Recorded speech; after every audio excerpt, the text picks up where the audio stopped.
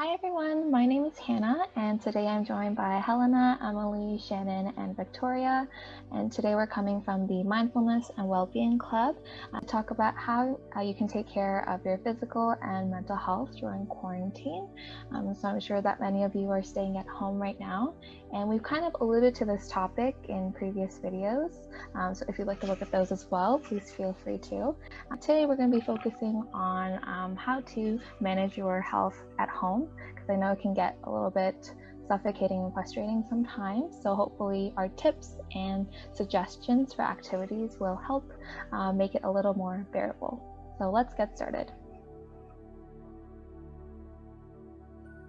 So today I'll start off the webinar by talking about how COVID-19 is changing our health.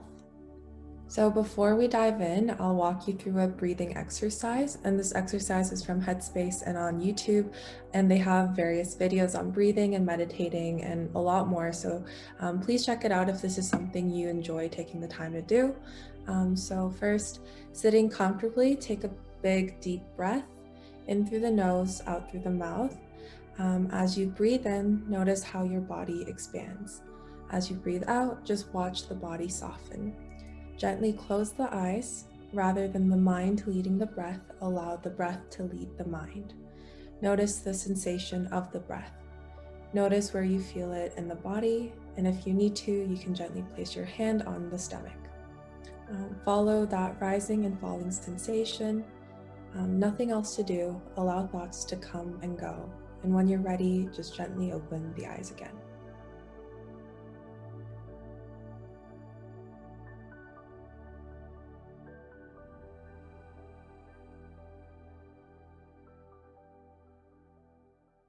Yeah, so that was it for the breathing exercise, but there are longer ones you can find on YouTube.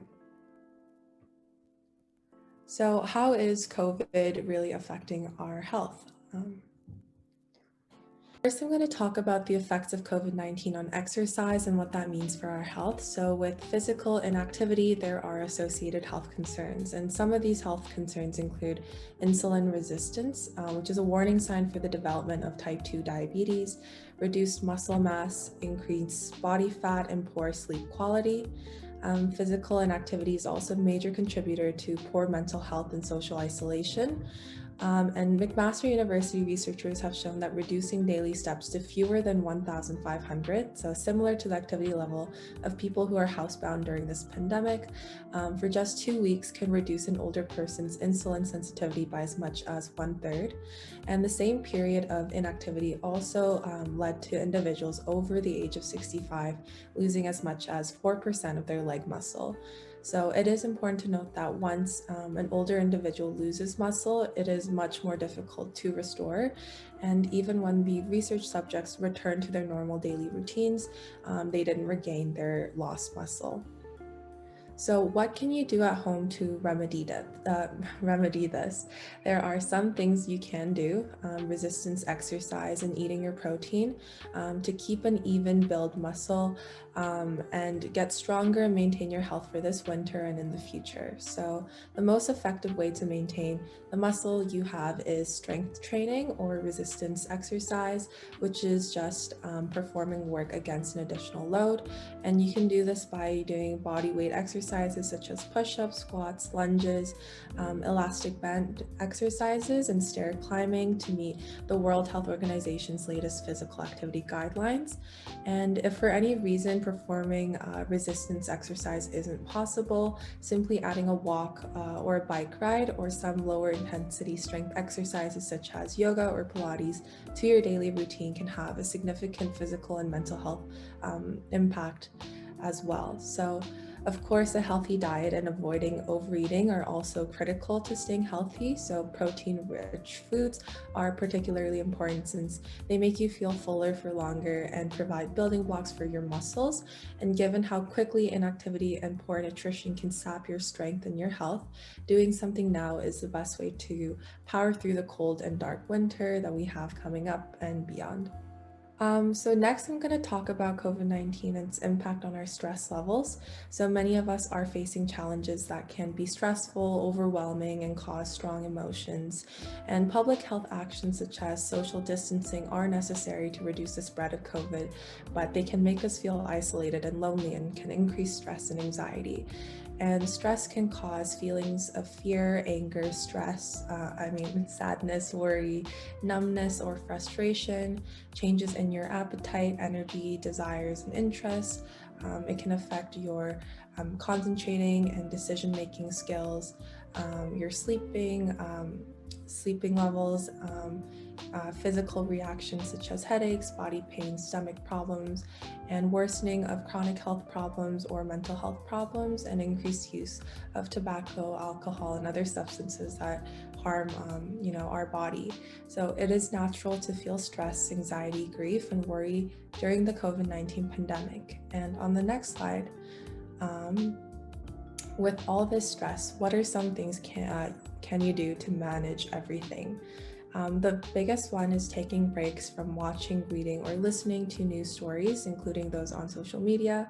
It's great to be informed, but hearing about the pandemic constantly can be upsetting. So consider limiting news to just a couple times a day and disconnect from your phone, TV, computer screens for a little bit. And take care of your body. So take deep breaths, stretch or meditate, try to eat healthy, well-balanced meals, exercise regularly, get plenty of sleep, and avoid excessive, alcohol, tobacco, and substance use. And make sure to make time to unwind, try to do some other activities you enjoy. And lastly, connect with others, whether that be through a simple phone call or joining an online group, because it's important to stay connected during this time of isolation. Perfect, thank you. So next I'll be talking a little bit about spending some time outdoors, because it's really amazing what sunlight can do for you. And on the next slide, talk a little bit about the benefits of vitamin D and also spending some time outdoors. So there's a lot of benefits, but one of them is getting sunlight has been associated with normalized blood pressure, so it can fight disease.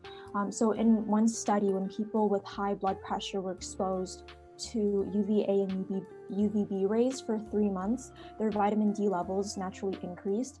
And it was really impressive because their high blood pressure was actually able to be normalized. And also, people with sufficient vitamin D are found to be less likely to develop multiple sclerosis. And secondly, getting enough sunlight can reduce depression, it can regulate mood, it can really reduce your stress, and all of those things are important during the pandemic. And thirdly, vitamin D is needed for calcium synthesis in your body. And calcium, of course, is needed for strong bones. So if you get enough sunlight and vitamin D, that can potentially reduce the risk of falls. And fourth, there are many sleep benefits of getting outdoors, including less daytime sleeping and also better quality sleep. And we'll be discussing more about that on the next slide. And finally, exercising outdoors can lead to improved focus, and that can improve your overall quality of life. So this slide is really just to show you that there's lots of benefits to getting vitamin D, and spending time outdoors during the pandemic is a really good way to reduce stress levels. So on this slide, we kind of wanted to talk about a specific study by the Journal of American Geriatric Society. So this was a randomized controlled trial where there were 492 residents in 4 nursing homes, and these residents had excessive daytime sleeping and also nighttime sleep disruption as well.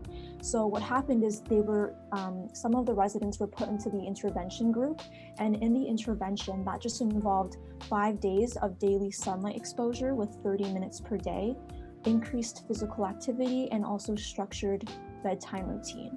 And what they found was the people in the intervention group had not only less daytime sleeping, but also way better quality sleep as well. So this is really just to show you that spending time outdoors and getting enough sunlight is good for your health.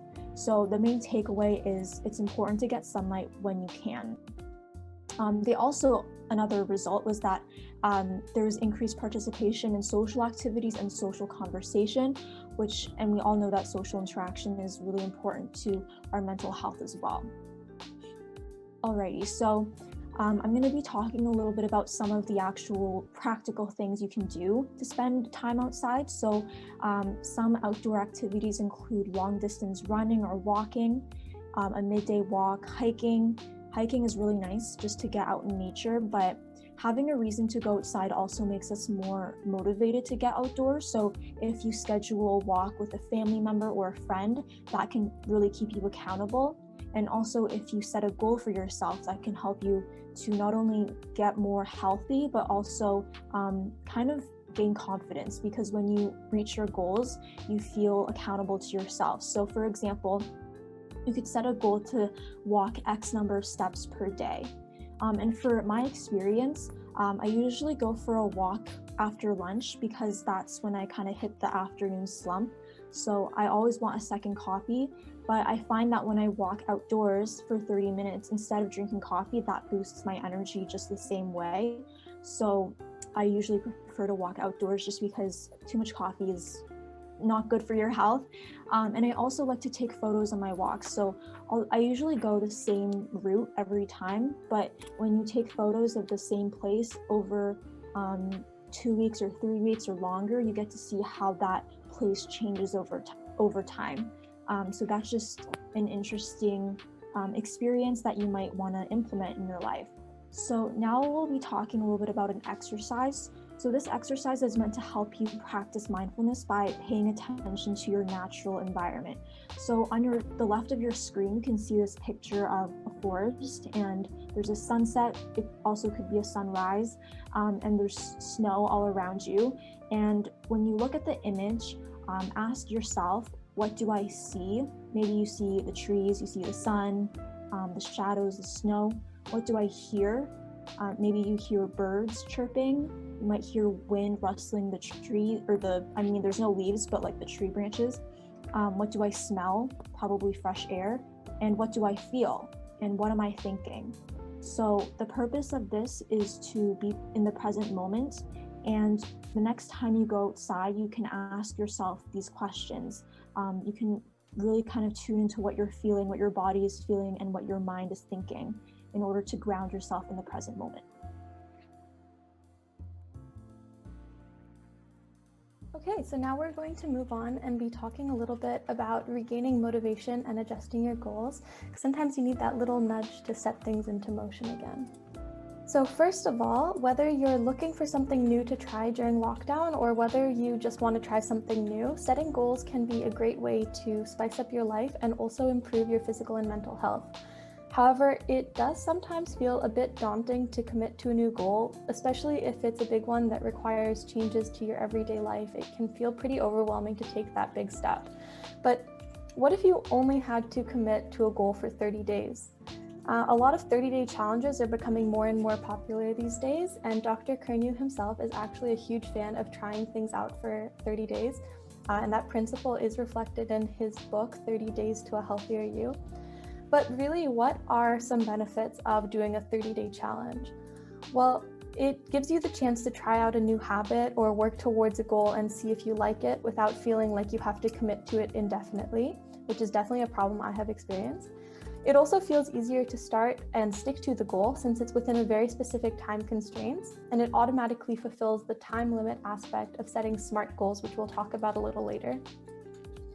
30 days also lets you see if that is something that is really for you. Would it be sustainable long term? Did you really struggle through it? Did you actually start to enjoy it?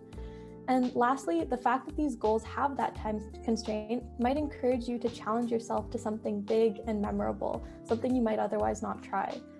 And then on the right, we can see here a calendar guide for a 30-day spring cleaning challenge. This is just something I found on Google. 30-day challenges for pretty much anything can be found in this format if you just search for it. So you don't even have to do the work to create your own calendar plan for the month if you don't want to. So that was about setting new goals, but now that it's February, many of us are likely reassessing our New Year's resolutions. And maybe you're still going strong with your 2021 goals, or maybe you've fallen off of that horse, which is totally acceptable. I can imagine that it has been hard to focus on work on goals during this time. But either way, this is a great time to think about reassessing our goals. And the important thing to remember about goals is that they are not set in stone. As we change and evolve as people, our goals should naturally evolve with us. It's actually really important to make sure that our goals remain relevant in our current lives, but sometimes that can be difficult to do. So how do we do that? Well, firstly, try not to get stuck in an old mentality. Just because you set a goal sometime in the past doesn't mean you have to beat yourself up about reaching it or failing to reach it if it's no longer relevant. And that does bring us to point 2, which is be flexible. You have to be gentle and kind to yourself in the way that you think about your journey towards reaching goals and welcome new relevant adventures into your life. Sometimes a previous goal may have been the wrong route for us, and there's nothing wrong with trying a new one. Thirdly, you should check back in from time to time about the purpose behind your goal. Has it changed? Do you still feel that sense of purpose? And lastly, make sure that you establish a system to track your progress. This will allow you to track your growth and the benefit of working towards your goal. And in reassessing goals, we can also think of ways to help you achieve that goal. So try making the goal visual. Maybe you can write it on a piece of paper or tape up a picture somewhere you see every day. Telling others is also great for increasing personal accountability. And breaking the goal down into its components and being realistic about it will also help you achieve it more easily. So some of you may have seen this acronym of SMART goals before. So setting SMART goals will go a long way to helping you make a plan to achieve your goals. This method makes you ensure that your goals are specific, measurable, attainable, relevant, and time-based. So to create SMART goals, you should ask yourself, who is involved? What do I want to accomplish? Where will it be done? Why am I doing this? You should ask yourself if your goal includes how much or how many, so to make it measurable. Are you able to track progress and the outcome? Is your goal realistically reachable? How can you achieve it? Is your goal important and beneficial to you? Is it worthwhile? And lastly, when? Your goal should have a time limit or an end date. So I encourage you to pause the video now and try to apply the SMART principle to one of your goals. Motivation is another thing that is very important for goal setting. This is the thing that allows us to persist through our challenges and attain our goals. However, it is important to ask ourselves where our motivations are coming from. So extrinsic motivation is behavior that's driven by external rewards. You might ask yourself if you're motivated by money, fame, praise, that's a big one, or even grades. And this type of motivation is often easier to pinpoint. Intrinsic motivation, on the other hand, is behavior that is driven by internal rewards. So you might be motivated by natural satisfaction or personal gratification. And this type of motivation has been shown to be stronger in helping people achieve their goals. So that's great, but how do we actually get motivated? Well, we can think about getting motivated as this 3-layer motivation engine. So the outer layer, the surface or acknowledgement layer, is tied to extrinsic motivation. This is the external recognition that might get you motivated. This is great to start, but only scratches the surface and can falter when you encounter obstacles. Layer 2, support, reflects the things that support your goal and create favorable circumstances for it. So you might have positive enablers like friends or family who will actively encourage you. Or you might do things that will make you more likely to work on your goal, like getting rid of junk food from your pantry or putting your exercise equipment in plain sight. And then the innermost layer of the motivation engine is the core. So that is the true driving force behind your motivation, the thing that gives you meaning and moves you forward towards your goal. And this can take a lot of self-reflecting to try and figure out, but it is what will sustain you through your challenges. And now lastly, we've talked a fair bit about how you can set your goals, but we figured we would also share what keeps us going with our goals. So Helena says that recognizing all of my experiences, both good and bad, will ultimately make me stronger and wiser, and that keeps me going. Emily says that going to dragon boat practice keeps me active and accountable to myself and my goals. Victoria says that to keep myself motivated, I think about my goals as things that future me would be proud of current me for accomplishing. Hannah says that whenever I'm having a bad day, my friends and family make me smile and keep me going. And lastly, I say that I set a goal to exercise every day, and it's hard, but knowing how much better I'll feel afterwards keeps me going. So another major component of taking care of your physical and mental health is engaging in your close relationships, as the quality of our social connection is one of the most important factors in healthy aging, protecting against both physical and mental decline. So firstly, when we talk about social connection and close relationships, we're referring to the quality of our close relationships. These close relationships can be with friends, family, a significant other, or community, as long as you feel understood and connected to, loved, cared for, and valued, and that you and the other person or people in the relationship can truly depend on each other in your times of need. So now let's take a closer look at how this correlation was discovered. The Harvard study of adult development began in 1938 during the Great Depression. Its goal was to track people's health over their lifetime in order to understand what factors allow people to lead healthy and happy lives. Over 80 years, they tracked the health of 268 Harvard students, expanding their participant group multiple times to include the original cohort's wives and children, as well as the residents of low socioeconomic status inner city neighborhoods. By 2017, the study has included upwards of 1,500 people and reflects findings on men and women coming from widely varying socioeconomic backgrounds. To collect data, researchers used a multitude of different techniques to measure participants' physical and mental characteristics and health, such as looking at medical records, analyzing blood samples, performing MRI scans, and conducting in-person interviews and questionnaires. So with all of this data on so many participants spanning so many years, a common thread emerged. Close relationships, more than money or fame, are what keep people happy and healthy throughout their lives. These connections are better predictors of long and happy lives than social class, IQ, or even genes. And that people who are the most satisfied in their relationships at age 50 were the healthiest at age 80. And this is because close relationships have a protective effect on our mental and physical state, so that our bodies stay healthier and stronger for longer, and we're less likely to develop addiction or suicidal ideation, and we retain better memory function as we age. In the words of Robert Waldinger, the director of the study, a psychiatrist at Massachusetts General Hospital, and a professor of psychiatry at Harvard Medical School, good relationships don't just protect our bodies, they protect our brains. So tending to relationships is a form of self-care too. So now, with all of that being said, you might be wondering, what if I don't feel connected? What if I want to develop good social connections, but I don't know how? Am I just doomed to die early? The answer is absolutely not. There are a multitude of options you have to form new social connections or things you can do to try to deepen the ones that you currently have, and it's all a matter of reaching out. Firstly, as we mentioned earlier, we have many clubs at Dr. Kearney's clinic that all of our patients are invited to join us in to chat and share your journey. For example, the Weight Loss Club runs on Tuesdays and the Motivation, Mindfulness, and Moving Group runs on Wednesdays, both at 7 p.m. On Mondays and Fridays at 6 p.m. and on Tuesdays and Wednesdays around 7 p.m., Dr. Kearney exercises at the Chinook Stairs, and he would love to have patients join him through Zoom to exercise together. Alternatively, if you're looking elsewhere for social connections, it's helpful to start by looking inwards.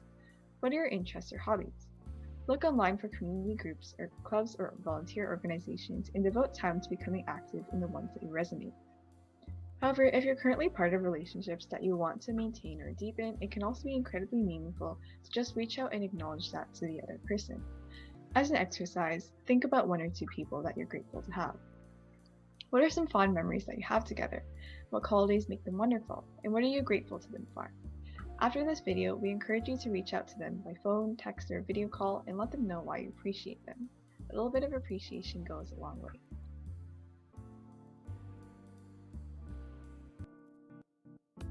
Perfect. Thank you, everyone. Hopefully you're finding our exercises and tips helpful, and along with some of the research that we've kind of presented about the benefits of looking at these aspects of your life and seeing if you can enhance them. So I'm just going to be talking a little bit about how to cultivate a resilient mindset through mindfulness. And you may have already seen some of our previous videos on our YouTube channel about resilience. And so if you'd like to check those out as well, please feel free. But today I'm going to be talking about resilience in the context of mindfulness. So what is resilience? Resilience refers to the idea of being able to bounce back in the face of adversity. So how quickly we can recover from difficult challenges and setbacks. It's the ability to cope with significant change in a manner that isn't damaging or harmful to our health. And most importantly, I think it's good to know that resilience is not something that we're born with. It's a skill and a trait that we can grow and foster in ourselves the more that we choose to practice it and hone it. So how is resilience related to mindfulness? So in most of our videos, we talk about mindfulness, and it refers to this practice of maintaining non-judgmental awareness of our thoughts, sensations, and our surrounding environment. And the whole idea and purpose of mindfulness is not to label any of your thoughts or experiences as positive or negative, but rather just acknowledging that they're there in your mind, that you're thinking about them, and then letting them pass as they kind of travel through your mind. And mindfulness is a great practice that can help many people cope with negative thoughts or emotions, just like I said, because it helps us to just accept those emotions rather than consider them negative or positive. And I really like this quote at the top left here that says, the little things, the little moments, they aren't little. And I think often, especially being at home, it can seem like a lot of our routine seems very mechanical and almost the same every day. But if you notice those little moments that you have, whether you're eating breakfast, taking a walk outside, it's actually quite a lot more easier, I find, to appreciate those little moments just as much as the big ones. And finally, my last point with this slide was that mindfulness is related to resilience because it helps us reduce rumination. And rumination refers to when we're kind of having persistent, repetitive thoughts, either about a previous experience we had, a worry that we're having, an emotion we're feeling. And mindfulness kind of helps us get away from that pattern of thinking and increases our resilience by just making us aware of how we're feeling.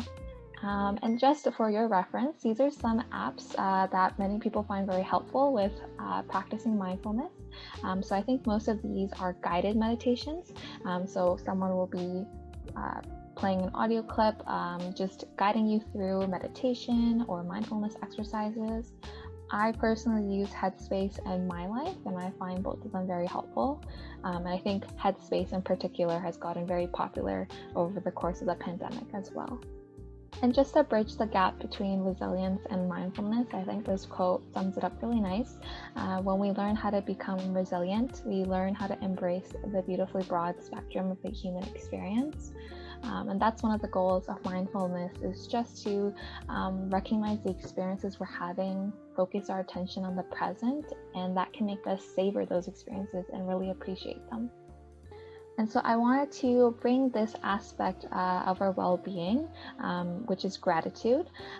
Gratitude is the act of noticing and appreciating the positive aspects of our life, but also acknowledging the role that other people play in enhancing our lives. And I know that Dr. Kearney really values gratitude in his life as well, and it's something that he always emphasizes. And I always make an effort or a conscious effort to think about 3 things that I'm grateful for every day. Even when you're having a rough day, if you can think of 3 things that you're grateful for, I find that it can kind of change the tone of how you're feeling for the rest of the day. And together, these aspects of gratitude can increase our sense of connection to ourselves and perhaps to others. And it can also increase our sense of well-being because the more grateful we are, often the more satisfied we feel with our lives. And so I was kind of helping with this video, and I found this really great acronym, and it's how to practice gratitude with your heart. So H stands for health. So asking yourself, what has your body done for you today? Perhaps you can thank your feet for allowing you to walk around the house, even if the house has been the only place you've been all day. Maybe it's your hands and your arms, your fingers, your hand dexterity that has allowed you to eat a couple meals today or food today. And related to that, E stands for eat. So what foods did you enjoy to nourish yourself today? So think about the things that you had to drink, to eat, and what feelings those experiences evoked for you. And A stands for activity. So what did you really enjoy doing today? And activity doesn't have to be exercise. It can just refer to a hobby that you were enjoying. On the day you're thinking about this acronym, it can be something like gardening, it can be yoga, it can be, perhaps doing crafts or knitting, and just think about what made that experience really enjoyable and how you can kind of savor that experience. And R stands for relationship. So who are you looking forward to connecting with? So obviously, because of social distancing, it's much more difficult to speak to people physically. But I know that it can make a world of a difference when we reach out to people, even if it's through the telephone, through email, through social media, and just being able to connect to those people online can make a huge difference. And I also think that knowing that you have people to connect with can also be a huge source of support for you when you're going through a rough time. And finally, T is time. And this one really focuses on the present. So ask yourself, what are you doing right now? So for example, you're watching this video right now. How are you feeling about that experience? And what are you grateful for about it? So I just wanted to go over the key points of the webinar today, and that was to spend time outdoors and get some vitamin D, and just it can help you enhance your well-being. Think about the goals that you've made so far and think about how you can readjust them for this month and moving forward, and consider the 30-day rule as well. And foster social connections, whether that's online or with the people you're living with at home. It's so important to have relationships that help keep you going. And finally, practice or try to practice mindfulness and gratitude to increase resilience and just enhance your well-being. And we really encourage you to try some of the exercises that we suggested in some of our sections today. Hopefully they're helpful. And I really thought this cute GIF was very cute. It says that I want to be stronger. So I really encourage you to foster those practices that make you feel happy, feel satisfied, and also healthy. And that is it for today. Thank you so much for watching our video today. And if you have any questions, please feel free to contact us. Thank you.